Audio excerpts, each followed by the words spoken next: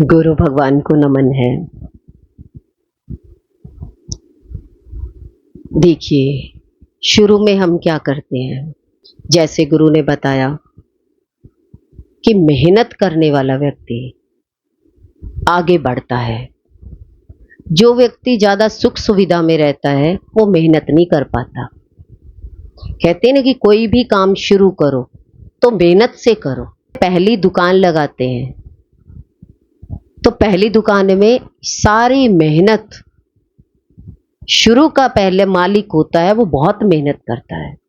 जब दुकान स्पीड से चलने लग जाती है तो बच्चे अगर उस दुकान पर बैठ जाते हैं तो दुकान अपने आप चलती है, मेहनत नहीं करनी पड़ती।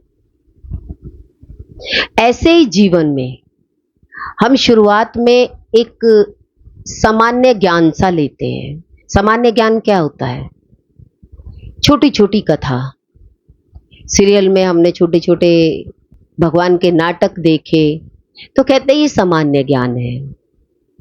इसमें हमने सीखा कि झूठ नहीं बोलना चाहिए, कि उस संत ने ये झूठ बोला, या कोई भी कहानी आपने सुनी, उसका मोरल जब लास्ट में आपने देखा तो आपको समझ में आया। पर ये ज्ञान आपको आगे तक नहीं पहुंचाएगा। पर शुरुआत में तो सामान्य ज्ञान से ही हम बहुत सारी चीजें सीखते हैं। गलत नहीं बोलना चाहिए, झूठ नहीं बोलना चाहिए, बुरी तरीके से नहीं करना चाहिए, ये सब बातें सामान्य ज्ञान में आती हैं। भक्ति के हम कितने प्रकरण लेते हैं और उनको पढ़ते हैं, सुनते हैं, भक्त कथाएं, उनसे अंदर में भाव पैदा होता है कि भगवान से प्रेम भी कुछ होता है। पर ये सब सामान्य ज्ञान में आते हैं। लोग सोच लेते हैं कि भाई हमने तो ये भक्त कथा पढ़ी है, अब तो हम भी भक्त बन गए। थोड़ा सा हमने एक दिन झूठ कम बोला तो हमने सोचा कि हम उस भक्त जैसे बन गए। पर सही मायने में चले तो सही, निरंतर अभ्यास के साथ जब हम चलते हैं तो हमारे पुण्य कर्म बढ़ते हैं। और जब पुण्य कर्मों की खाता जब हमारा बहुत ज्यादा हो जाता है तो हमारा चित्त शुद्ध होता है, और ये चित्त की शुद्धि ही हमें मोक्ष प्राप्ति की तरफ लेकर जाती है, मुक्ति की तरफ लेकर जाती है। सब लोग भगवान की तरफ निकलते हैं तो मुक्ति की तरफ निकलते हैं। मोक्ष चाहिए हमें, मुक्ति चाहिए। और भगवान में लगते क्यों हैं? भगवान में लगने का कारण ही यही है। मृत्यु लोक में बहुत दुख है, बहुत कष्ट है, कदम कदम पर निरंतर धारा दुखों की बहती रहती है। जब हम भगवान की तरफ चलते हैं, भक्त बनते हैं या गुरु की शरण में आते हैं, गुरु की शरण में आएंगे तभी भक्त बनेंगे। जैसे भगवान कृष्ण अर्जुन को ज्ञान दिया, चाहे युद्ध का मैदान था तो ज्ञान दे दिया। इतने सारे संत हुए जिन्होंने भक्तों को ज्ञान दे करके मोक्ष प्राप्ति दी, और हम भी वही मोक्ष चाहते हैं कि हमें मोक्ष कैसे प्राप्त हो। तो हमारा प्रश्न बनता है कि ज्ञान बड़ा है या कर्म? हमें मोक्ष मिलेगा किससे, ज्ञान से या कर्म से? एक दृष्टांत से समझते हैं कि एक शीशा है और उस शीशे पर बहुत धूल जमी हुई है। आपको अपनी मूरत देखनी है, शक्ल देखनी है, तो क्या करना पड़ेगा उसको? अब आपने हाथ किया कि ऐसे ऐसे करना पड़ेगा, पर हाथ हुआ कर्म। पर ये कर्म से पहले किसने आपको आइडिया दिया कि इसको साफ करो? ज्ञान। समझ होगी तभी आप साफ कर पाओगे, अगर समझ नहीं होगी तो आप साफ ही नहीं कर पाओगे। तो पहले ज्ञान फिर कर्म। फिर प्रश्न उठता है कि हमने ज्ञान भी सुन लिया और कर्म भी कर लिया, दोनों ही चीजों से मुक्ति मिलेगी। अब अंदर में भाव आता है कि ज्ञान भी चाहिए, ज्ञान सहित कर्म, निष्काम भक्ति। कर्म क्या है? निष्काम कर्म। समझ होगी, ज्ञान होगा तभी आप निष्काम कर पाएंगे। निष्काम कर्म किसे कहते हैं?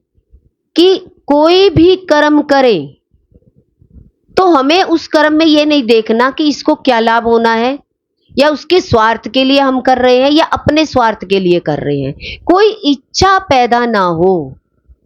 अच्छा, कैसे पता लगे कि मेरी इच्छा है? जब किसी व्यक्ति ने आपके करने के बाद आपने बहुत कर्म किया, निष्काम कर्म किया, अब सामने वाले ने आपको कुछ नहीं दिया, बुरी तरीके से करके फेंक दिया, अब आपका निष्काम कर्म होगा? आप क्या कहेंगे? ऐसा कर्म हम नहीं करेंगे। हम क्यों करें? तो इच्छा के कारण हम कोई अच्छा कर्म करते हैं, उत्तर में हमें मिलेगा कि दुख, और दुख मिलेगा तो आपके अंदर में बेचैनी हो जाएगी। तो ये इच्छा क्या बता रही है? निस्वार्थ कर्म नहीं था, इसमें कहीं ना कहीं स्वार्थ था। हम गुरु के पास जाते हैं तो कोई स्वार्थ नहीं होता है, कैसे भी बैठो, पर डिसिप्लिन में रहना, अनुशासन में रहना। पर इच्छा कुछ नहीं है कि मेरे अनुसार चले, पर सही मायने में एक व्यक्ति अच्छे से चलता है तो उसका आचरण अगर आप करोगे तो आपका जीवन अच्छा हो जाएगा। कहते हैं ये स्वर्ग और नरक की हत्या किसे हैं? जब बहुत पुण्य कर्म हो जाते हैं तो पुण्य कर्म होने के बाद हम स्वर्ग नगरी का अनुभव करते हैं। स्वर्ग किसे कहते हैं? देखिए, एक बहुत सुंदर स्त्री पहाड़ों पर बैठी हो और वहां से कोई देवता अगर निकल कर जा रहे हो तो उस नारी को कैसे देखेंगे? ये क्या है? अप्सरा है। क्या है? अप्सरा। अब उसे कब तक वो अप्सरा लगेगी? जब तक उसका पुण्य कर्म है, उसने भोगा नहीं है उसको। जैसे उसके हार्मोन्स उधर गति की तरफ जाते हैं तो उसकी वासना जगती है, तो नारी कैसी लगती है? सुंदर अप्सरा लगती है। कितनी अच्छी लगेगी वो, अपने आप भाव उठेंगे जब तक हार्मोन्स उसके डेवलप हो रहे हैं। तो उसके लिए अच्छे अच्छे शब्द निकलेंगे, तुम बहुत सुंदर हो, तुम पर ये ड्रेस बहुत अच्छी लग रही है, तुम डांस बहुत अच्छा करती हो। तुम्हारे अंदर में तो सारी अच्छाई के गुण, जब तक पुण्य कर्म है तब तक वासना से भरे तो पुण्य कर्म है। स्वर्ग की नगरी बताते हैं। तो उस स्वर्ग में उसे वो अप्सरा लगी और उसने उसको भोगा। हार्मोन्स निम्न गति की तरफ, नीचे की तरफ आ गए, खत्म हो गए। वही अप्सरा उसे क्या लगेगी? वो देखना भी पसंद नहीं करेगा। ये अप्सरा कहां से हो सकती है? दिन रात यही सुनने में आता है। पहले पति बहुत प्यार करते थे, तब तक पुण्य थे, और जैसे ही पुण्य की गति खत्म हुई तो पहाड़ से नीचे खाई में गिरने में कितनी देर लगेगी? मृत्यु लोक में आने में कितनी देर लगेगी? आज मृत्यु लोक में सभी दुखी क्यों हैं? क्योंकि पुण्य का खाता खर्च कर लिया और जैसे ही खत्म हुआ तो भगवान ने तुरंत नीचे फेंक दिया, मृत्यु लोक में फेंक दिया। चाहे वो 30 साल का व्यक्ति हो, चाहे 60 साल का हो, चाहे 100 साल तक सुख भोगा हो, पर मृत्यु लोक में आने के बाद किसी को सुख प्राप्त नहीं होता। ये नरक है। और स्वर्ग किसे कहते हैं? जब तक कोई चीज आपको अच्छी लग रही है तब तक आपको पुण्य कर्म है, नहीं तो इस संसार में कोई सुंदर चीज है ही नहीं। किसके कारण सुंदर लग रहा है? घर बहुत सुंदर लग रहा है, उसी घर में किसी ने घर लिया और डेथ हो गई, तो आप क्या कहोगे? ये घर खराब है। जब घर बनाया कितना सुंदर था, पूरी मेहनत लगा दी, पर बनाते वक्त हमने भगवान की तरफ ध्यान ही नहीं दिया, बस मकान को बनाने में लग गए और इतना सुंदर महल बना दिया। पता लगा कि 4 दिन ही हुए हैं उस घर में, जो बनाने वाले थे बहुत इच्छा से वो घर बनाया, और 2 दिन बाद पता लगा कि उस घर में उस लेडी की डेथ ही हो गई। ये क्या था? बहुत पुण्य कर्म था, बहुत ज्यादा पैसा हो जाता है तो क्या करते हैं, अति हो जाती है पैसे की तो जुआ खेलने की आदत पड़ जाती है। और जुआ खेलेगा तो उसका एक कहते खत्म होने वाला है, ये पुण्य खत्म होने वाला है क्योंकि ये जुआरी बन गया।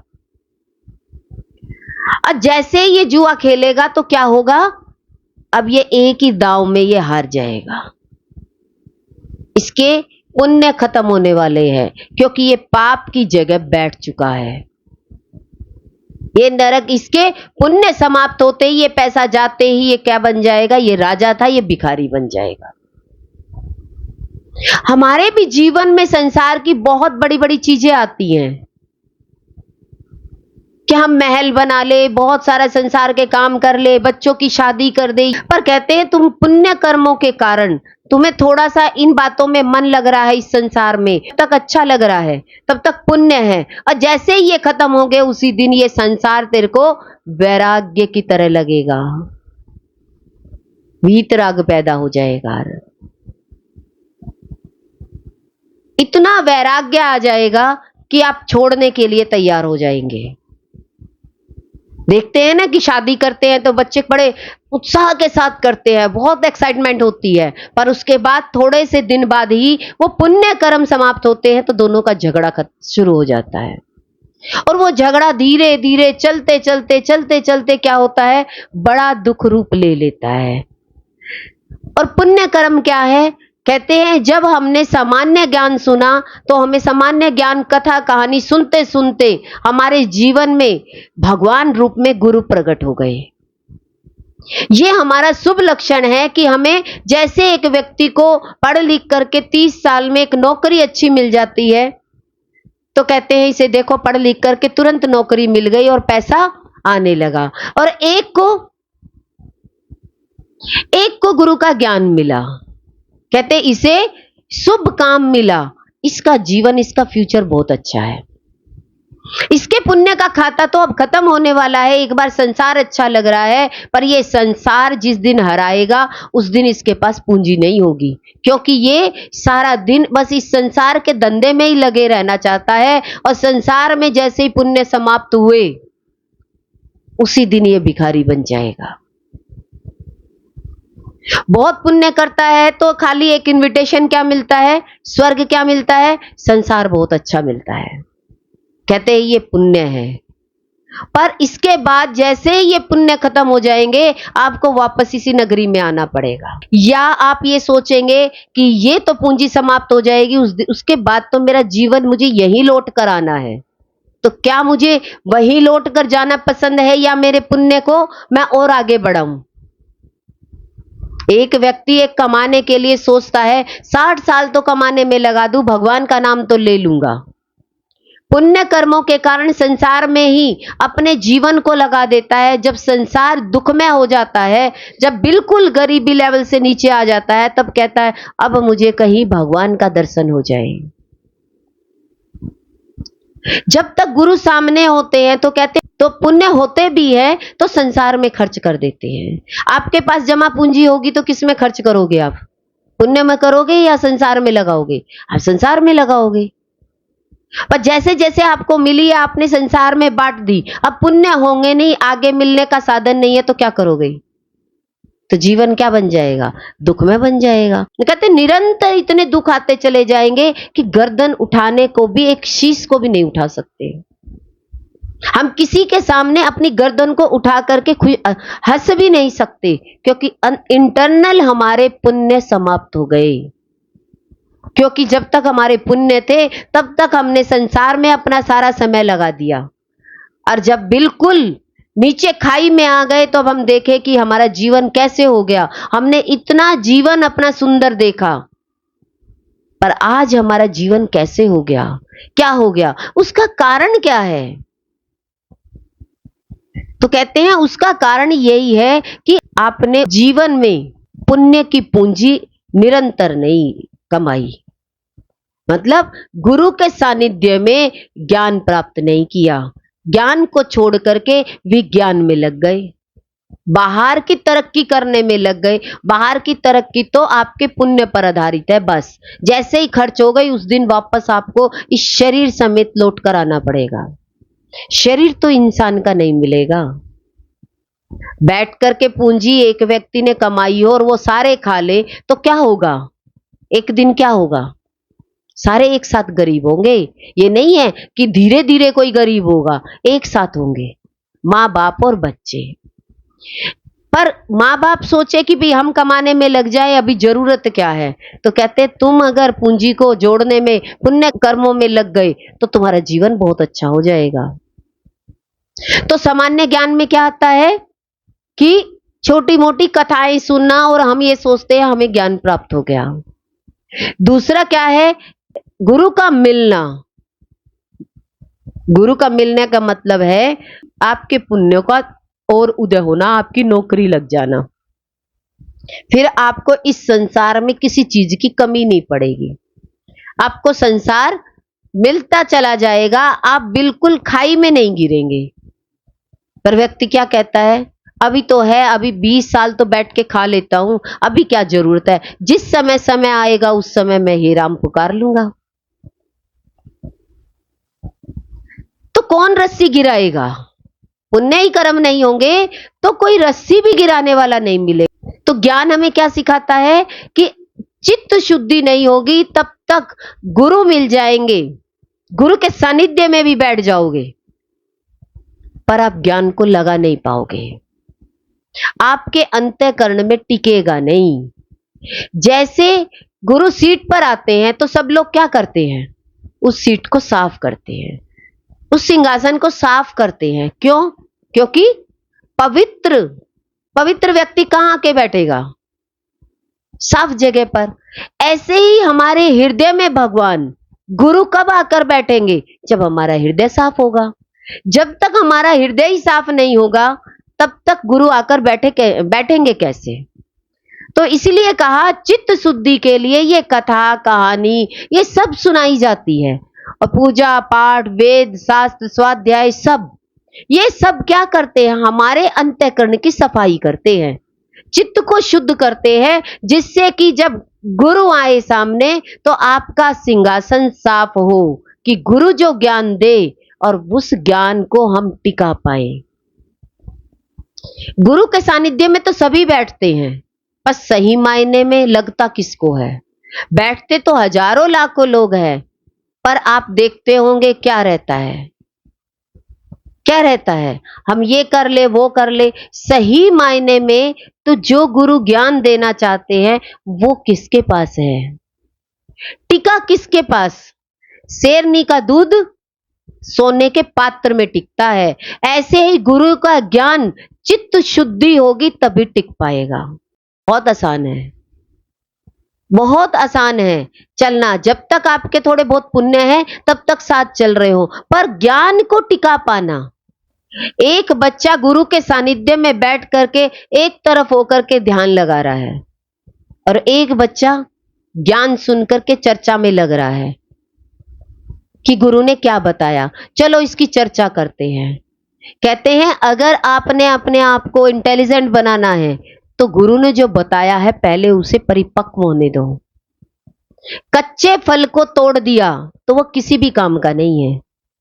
तो हम आपस में ही हम क्या कहते हैं? हाँ, कहने का मतलब ये है, अपना मतलब सिद्ध कर लेते हैं, पर जो गुरु कहना चाह रहे हैं उसको अपने अनुसार, गुरु के अनुसार नहीं डालते तो जीवन निकल जाता है। गुरु के रहते बैठे बैठे जीवन निकल जाता है, तन भी लगा। देखिए बच्चा स्कूल भी गया, मन लगा नहीं लगा, मन नहीं लगा स्कूल में, और धन भी लगा। अब तीनों चीज लगी है बराबर, पर एक बच्चा फेल होकर आता है और एक बच्चा पास हो जाता है। पर 40 बच्चे फेल होते हैं, एक बच्चा पास होता है जो मेरिट में आता है। पढ़ाई तो वही है जो मेरिट में आया है। स्कूल भी अच्छा था, टीचर भी अच्छे थे, कहते गुरु भी मिले, सत्संग भी मिला, भाग्य अच्छा नहीं था कि हम गुरु के ज्ञान को सत्संग को समझ पाए। कहने का मतलब चित्त शुद्ध नहीं था। गुरु ने तो सही ज्ञान दिया पर चित्त शुद्ध ना होने के कारण मलिन रह गया। क्या रह गया? तो देखो आप कितने लोग सेवा में भी लगते हैं, कर्म में भी लगे हुए हैं, और ज्ञान भी सुन रहे हैं, पर लगाना बहुत मुश्किल है। गुरु ने कह दिया आत्मा, तो घर जाकर कितना आत्मा दिखेगा? गुरु ने तो पहले दिन बता दिया तुम आत्मा हो, शरीर नहीं हो। अब कभी भी मेरे पास आओ तो शरीर की बात मत करना। तो ये 5 चीजें जिसके अंदर में होगी, तो ये 5 चोर नहीं निकलेंगे, तब तक ज्ञान टिकेगा नहीं।